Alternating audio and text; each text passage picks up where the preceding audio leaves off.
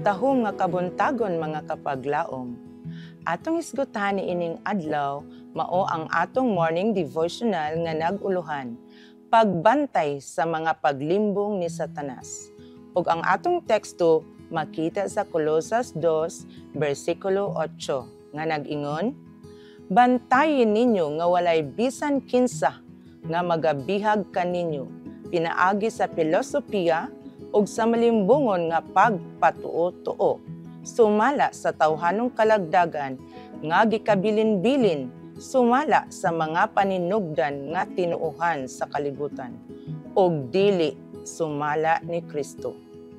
Kinahanglang lig-on ang atong pagsalig sa Dios kung gusto kita nga luwason gikan sa gahom sa mga ahente ni Satanas. Kung kita magpabilin nga suod sa mga pagtulunan sa pulong, ang mga kamatuoran ni ana nga pulong maoy atong panalipod nga magluwas kanato gikan sa mga limbong ni ini nga katapusang mga adlaw. Kinahanglan nato ang kamatuoran, kinahanglang motuo kita ni ana. Ang mga prinsipyo ni ini angay sa tanang kahimtang sa kinabuhi. Sila nag-andam sa kalag alang sa katungdanan ug nag-andam ni ini alang sa pagsulay. Kini may selyo sa gustong mag-uugmad. Ang natural nga kagahi sa kasing-kasing sa tao nagasukol sa kahayag sa kamatuoran. Ang kinaiyanhong garbos sa opinyon nagahatod ngadto sa kagawasan sa paghukom ug sa usa ka paghawid sa tawhanong mga ideya ug filosofiya. Adunay uban sa usa ka kanunay nga kapiligrohan nga mahimo nga maduha-duhaon sa pagtuo, pinaagi sa tinguha alang sa pagka-orihinal. Nangandoy sila nga makakita og bag-o og katingad-an nga kamatuoran nga ipahayag, aron makabaton og bag-o nga mensahe nga dalon ngadto sa katawhan. Apan ang ingon nga tinguha maoy usa ka lit-ag sa kaaway sa pagbihag sa huna-huna ug pagpahilayo gikan sa kamatuoran.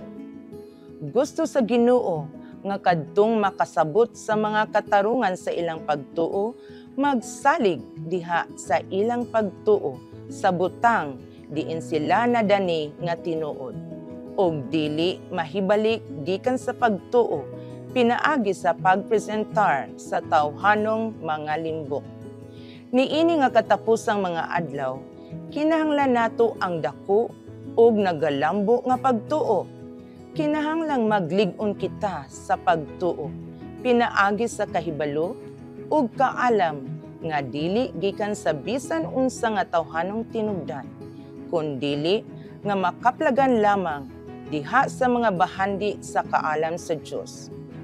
Kadtong midawat sa kamatuoran sa mensahe sa ikatulong manulunda, kinahanglang maghupot ni ini nga lig-on pinaagi sa pagtuo, ug kini mopugong kanila sa pagkaanod ngadto sa mga pagtuo-tuo sa mga teorya nga magbulag kanila sa usag-usa ug gikan sa Dios.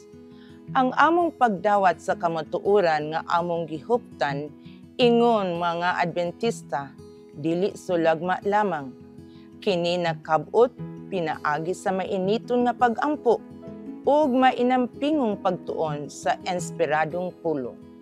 Buot sa Ginoo nga maglakaw ug magbuhat kita sa hingpit nga panaghiusa.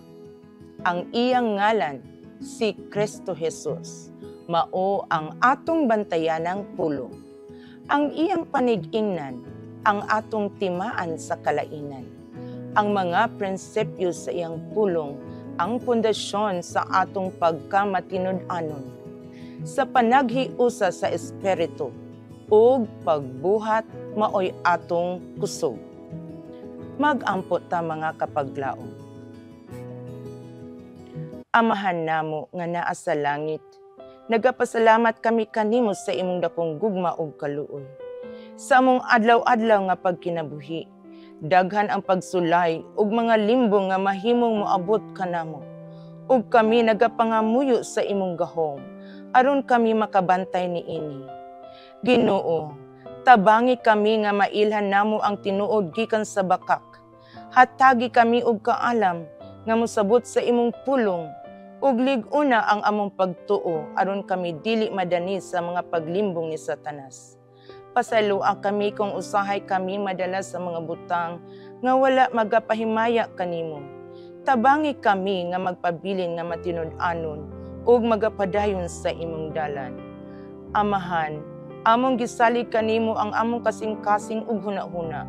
Luwasa kami gikan sa mga daotan ug ipakita kanamo ang imong kahayag aron kami magalakaw uban kanimo matag adlaw. Kining tanan among gisalig ug gilauman sa ngalan ni Ginoong Hesus nga among manluluwas. Amen.